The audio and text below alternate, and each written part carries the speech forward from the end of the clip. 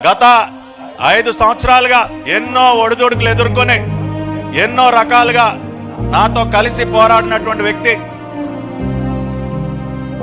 రాజకీయంగా మరెన్నో ఉన్నతమైనటువంటి పదవులు అధిష్ఠించడానికి అన్ని అర్హతలు కలిగినటువంటి వ్యక్తి. నేను ఇవాళ ఈ వేదిక పై నుండి చెప్తూ ఉన్నా,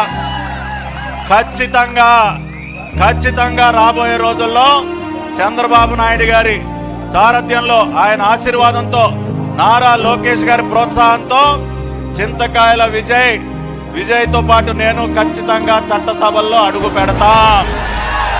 దానిలో పెద్దలందరి ఆశీర్వాదంతో ఇవాళ కాకపోతే రేపు మాకింకా చాలా భవిష్యత్తు ఉంది.